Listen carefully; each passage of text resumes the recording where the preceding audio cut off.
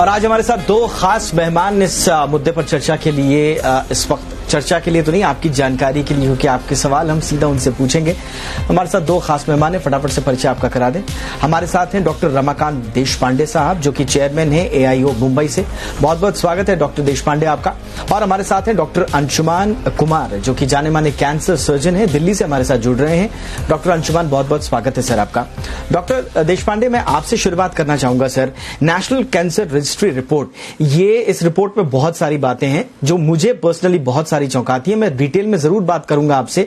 मसलन north east जैसे पहाड़ी राज्यों में अगर कैंसर फैल रहा है तो चिंता का विषय है, लेकिन इस पर मैं बाद में आऊंगा।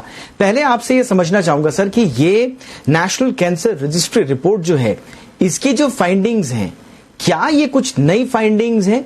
क्या ये एक्सपेक्टेड लाइंस पर हैं या हमको चौंकाती हैं सर? ये नेशनल कैंसर रजिस्ट्री के जो रिपोर्ट्स आते हैं, ये हर साल आते हैं और ये बहुत रिलायबल रिपोर्ट्स होते हैं।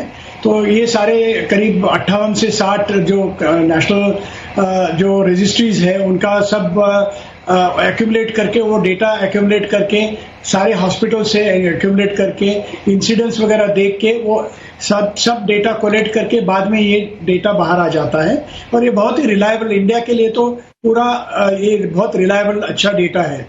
तो ये अनएक्सपेक्टेड नहीं है, क्योंकि ये जो डेटा है हम हर साल देख रहे हैं कि प्रति साल में अपना इंसिडेंस धीरे धीरे बढ़ रहा है।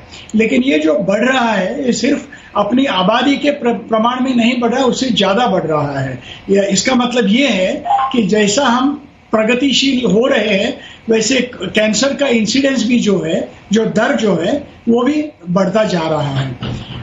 नॉर्थ ईस्ट एरिया में, जैसे कि आजवाल वगैरह एरिया में, इसका इंसिडेंस बहुत ही ज्यादा है। अगर आप टोटल इंडिया में देखेंगे तो 120 से 130 तक हर लाख पॉपुलेशन में कैंसर हर साल होता है।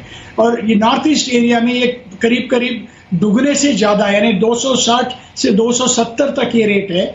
और विलेजेस के एरिया में, जैसे कि उस्मानाबाद में वगैरह, ये सबसे कम 40 और 50 के रेट के बीच में ये होता है। तो इसके बहुत कारण हैं। एक तो हम ऐसे कहा जाता है कि एटमॉस्फेरिक पोल्यूशन ये बहुत इंपॉर्टेंट चीज होती है, लेकिन नॉर्थ ईस्ट में पोल्यूशन तो सबसे कम है। लेकिन लोगों की जो आदतें हैं, जो ड्रिंक्स कहिए, टोबैको कंजम्पशन कहिए, ये बहुत करीब परसेंटेज में, वो ज्यादा परसेंटेज में देखा जाता है वहां पे। इसीलिए उनका इंसिडेंस ऑफ कैंसर वहां पे ज्यादा है। और उसी कारण से ये इंसिडेंस कम होने के कारण विलेजेस में कैंसर का कम प्रमाण नजर आता है। ठीक है डॉक्टर अंशुमान, बिल्कुल मैं सर की बात को आगे बढ़ाना चाहूंगा। जो मैंने जिस बात से शुरुआत की थी वो ये कि जब मैंने ये रिपोर्ट पढ़ी तो पर्सनली मुझे बड़ा चौंकाया इस रिपोर्ट ने कि नॉर्थ ईस्ट जैसे इलाकों में, जहां पर धरती का स्वर्ग पहाड़ों के बीच में, हिमालयन रेंज के बीच में जो बसे हुए लोग हैं, उनमें कहा जाता है कि आप खान पान कैसा भी खाइए, आबो हवा ऐसी है कि आपको बीमारियों से दूर रखती है। लेकिन आज के डेट में अगर ये रिपोर्ट कहती है कि सबसे ज्यादा कैंसर के मरीज आपको नॉर्थ ईस्टर्न स्टेट्स में मिल रहे हैं, जहां पर खान पान बड़ा सामान्य है, लोगों का लाइफस्टाइल बड़ी सामान्य है, आबो हवा अच्छी है, ऐसे में क्या सिर्फ टोबैको और लिकर कंजप्शन, क्या सिर्फ यही दो वजह हैं जिनकी वजह से कैंसर बढ़ रहा है उन इलाकों में? जी अक्षय जी, जैसा आपने रिएक्शन दिया, आपकी प्रतिक्रिया थी आईसीएमआर की रिपोर्ट को देख के, कॉमन पब्लिक से यही एक्सपेक्टेड है कि पब्लिक डरेगी और चौंक जाएगी कि क्या सुनने को मिल रहा है, 12% सर्ज। लेकिन कैंसर विशेषज्ञ होने के नाते डॉक्टर देशपांडे भी अग्री करेंगे इस बात से कि हम लोगों को ये चौंकाने वाला नहीं लग रहा है कि जिस रफ्तार से कैंसर बढ़ रहा था, हमें पता था 2020 में आंकड़े जो आएंगे चौंकाने वाले होंगे और हर 5 साल में आंकड़े बहुत तेजी से बढ़ेंगे, जिसको हम कहते हैं एक्सपोनेंशियल ग्रोथ इन केसेज। अब ये क्यों बढ़ रहा है, इसमें मिला जुला आप समझना होगा।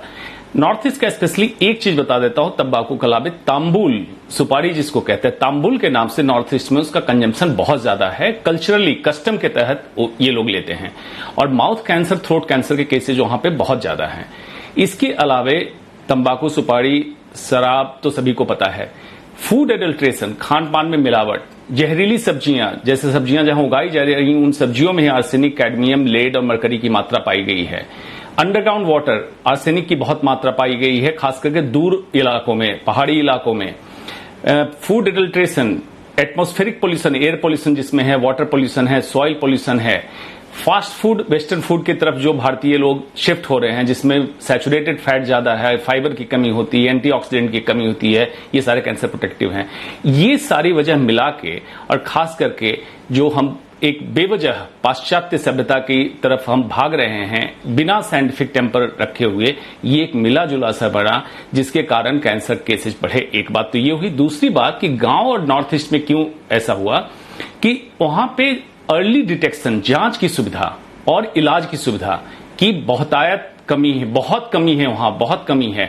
इसलिए कैंसर का केस अर्ली डिटेक्ट नहीं होता, एडवांस डिटेक्ट होता है। जब डिटेक्ट होता है तो स्टेज 3, स्टेज 4 में डिटेक्ट होता है। ये भी एक बहुत बड़ा रीजन है मिला जुला, जिसके कारण आपको ऐसा आंकड़ा देखने को मिला है। जी अक्षय जी, ये बड़ा इंपॉर्टेंट है, क्योंकि देखिए जिन लोगों के दिमाग में ये धारणा है कि हम पहाड़ों पर अच्छी आबो हवा में रहेंगे, खान पान पर ध्यान नहीं देंगे, अपनी लाइफस्टाइल पर ध्यान नहीं देंगे, सिर्फ प्रकृति के भरोसे बैठे रहेंगे और हमें बीमारी नहीं होगी, तो उन लोगों के लिए ये आई ओपनिंग जरूर होगा कि नॉर्थ ईस्ट जैसे साफ आबो हवा वाले इलाकों में भी कैंसर पनप रहा है। और उसकी वजह क्या है? लापरवाही, अर्ली डिटेक्शन नहीं है, और दूसरा तंबाकू और दूसरी जो आपके खान पीने की आदतें हैं वो बड़ा नुकसान कर रही हैं लोगों में। अब सवाल ये उठता है देश पांडे साहब, एक बड़ी ही आम धारणा है, मैं बिल्कुल आम लोगों का सवाल आपसे पूछ रहा हूं। ठीक है, आपके माउथ कैंसर और गले के कैंसर के लिए तंबाकू एक बड़ा रीजन हो सकता है। खान पान की दिक्कतें बिल्कुल स्वाभाविक हैं कि कैंसर में ये इजाफा करेंगी। कई मर्तबा हमारे आसपास के लोगों में देखने को मिलता है, भाई वो न तंबाकू खाता था, न वो शराब पीता था, खान पान की आदतें भी ठीक थी, सब कुछ बढ़िया था, फिर भी कैंसर हो गया। ये बड़ा चौंकाता है। तो ये कैंसर का ये जो अजीबोगरीब स्वरूप है, ये क्यों? देखिए, कैंसर सिर्फ तंबाकू खाने से होता है ऐसा नहीं है। अगर आपका मुंह का जो क्लीनलीनेस है, जो हाइजीनिक स्टैंडर्ड जो कहते हैं, अगर दांत साफ नहीं है, अगर एसिडिटी की तकलीफ बहुत ज्यादा है, तो इससे भी बहुत सारी तकलीफें आ सकती है। और अगर ये टाइम पे अगर अटेंड नहीं की गई और इसे बढ़ावा दिया गया, तो जाहिर है कि वो तकलीफ जरूर होगी। तो इसे हम कहते रहते हैं, जैसे एक्सप्लेनेशन, बहुत बार पेशेंट हमें यही क्वेश्चन पूछते हैं कि मैं तो टोबैको नहीं खाता, शराब नहीं पीता, तो कैसे होगा? तो बहुत सारी बार ऐसे होता है कि सारी चीजें ठीक होके भी 5-10% लोगों में कैंसर ऐसा हो सकता है, और ये सिर्फ जेनेटिक एबनॉर्मेलिटी हो सकती है, एक्सीडेंट से हो सकता है। यानी उसका जैसे वो कहते हैं कि भाई नसीब हमारा बुरा था, इसके लिए ऐसे हो गया। लेकिन याद रखिए, अगर ऐसे सिर्फ नसीब पे अगर बोलते गए, जैसे आपने कहा कि पहाड़ों पे रहने से जो मनमानी करे, तो वैसे नहीं होना चाहिए। तो आपका आहार ठीक होना चाहिए, आपका फिटनेस ठीक होना चाहिए। बहुत मोटे लोग जो होते हैं, तो इनमें एक 10%, 15% कैंसर के बीमारियां ज्यादा होती है। तो भला वो शराब पिए या ना पिए, तो बहुत ज्यादा मोटे होने से ये तकलीफ हो सकती है। डायबिटिक लोगों में बहुत बार कैंसर का इंसिडेंस जो है वो ज्यादा वगैरह होता है। अगर दांत खराब है आदमी के, या कोई तकलीफ बहुत दिन से वो लगी रही है, क्रॉनिक इरिटेशन जो होता है, जैसे कि किसी का अगर हाथ जल गया हो और उसी एरिया में बार बार उसे लगता जाए, तो ये प्रॉब्लम होता है। दूसरी बात ऐसी कि हम सिर्फ पेशेंट के बारे में बात कर रहे हैं, बाहर जो एटमॉस्फेयर की जो पोल्यूशन है, जैसे कि आप कोई बड़े शहर में आप रह रहे हो, कि जैसे कि दिल्ली हो, बॉम्बे हो, जहाँ एटमॉस्फेरिक पोल्यूशन जो समझा जाता है कि वर्ल्ड हेल्थ ऑर्गेनाइजेशन इसे कम से कम 20 सिगरेट पीने के बराबर ऐसे समझते हैं। यानी आप बिल्कुल कुछ भी नहीं करिए, आपको बंबई में या दिल्ली में लंग कैंसर की, या कलकत्ता में लंग कैंसर का इंसिडेंस नॉर्मल विलेज से कम 2 या 3 गुना ज्यादा ऐसा नजर आएगा।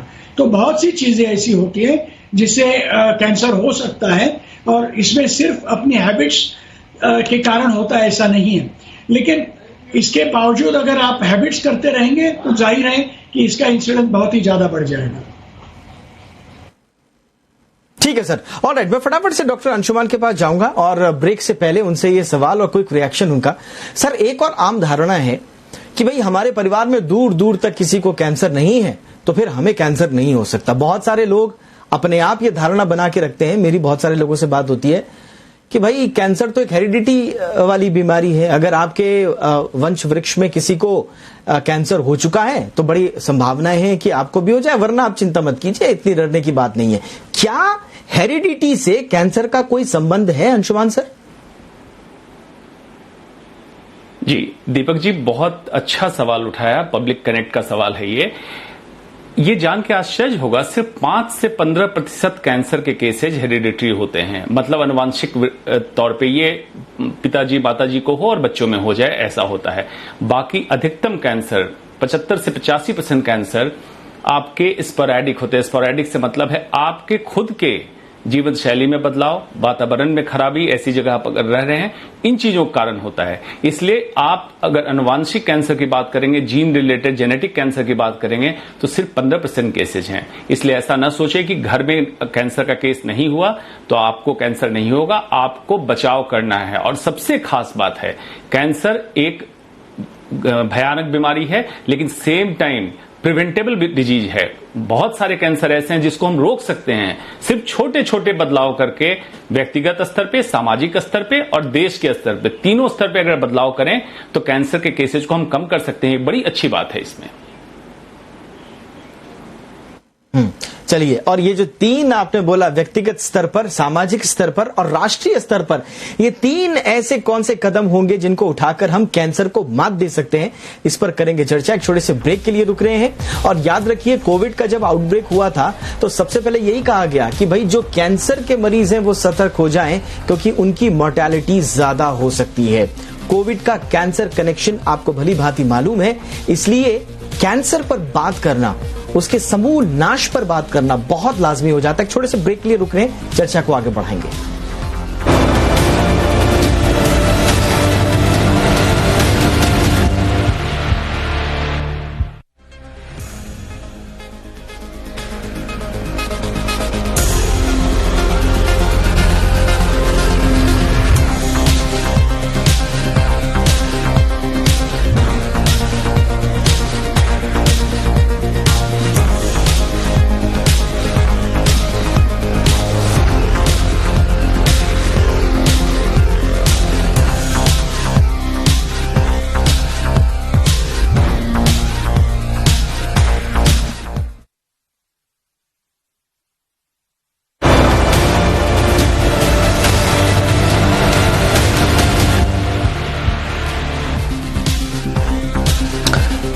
तो नेशनल कैंसर रजिस्ट्री रिपोर्ट 2020 के आंकड़े सामने आ चुके हैं और इसके मुताबिक 12% कैंसर के मरीज 2025 तक बढ़ जाएंगे। कैंसर कम होने की जगह लगातार बढ़ रहा है, जो लेकिन हमारे पैनल पे मौजूद स्पेशलिस्ट्स का कहना है कि ये आंकड़े चौंकाने वाले तो नहीं हैं। ये प्रेडिक्टेबल, ये जो प्रेडिक्शन था ऑलरेडी, जैसा अनुमान था उसी लाइन पर है, लेकिन उसके बचाव के लिए क्या कुछ किया जा सकता है और कैंसर के स्वरूप क्या है उसको समझने की आज हम कोशिश कर रहे हैं। डॉक्टर देशपांडे, हमने कोविड का पूरा कोविड काल गुजारा, अभी भी उसके साथ जीने की कोशिश कर रहे हैं और आज नहीं तो कल हम कोविड को मात देकर जरूर रहेंगे, ये हमें उम्मीद है, हमें आशा है। लेकिन कैंसर के साथ हमें एक लंबी लड़ाई लड़नी होगी। जैसे कोविड से बचने के लिए सैनिटाइजर का उपयोग, मास्क का उपयोग और सोशल डिस्टेंसिंग, ये 3 हथियार थे। क्या ऐसी कोई बेसिक हथियार कैंसर से बचने के लिए भी हैं? हाँ जी, एक तो जो नेचुरल अवेयरनेस है, यानी कि कैंसर ये एक बीमारी है, अगर आप इसे अटेंड नहीं करेंगे तो ये बहुत तकलीफ देगी, बहुत भारी बीमारी है। आगे चल के अगर इसे ऐसे ही छोड़ देंगे तो बहुत तकलीफ हो सकती है, लेकिन अर्ली स्टेज में अगर हम ट्रीटमेंट करेंगे तो बिल्कुल ठीक हो सकती है, ये समझना बहुत जरूरी है। दूसरी बात ऐसी है कि कैंसर का इलाज कहाँ होता है और कैसे होता है, इसके लिए थोड़ी जनरल जानकारी हर एक को होना बिल्कुल जरूरी है, क्योंकि सिर्फ डर के या आंख बंद करके ये तकलीफ दूर नहीं होती, तो थोड़ी जानकारी इससे होना बहुत जरूरी है।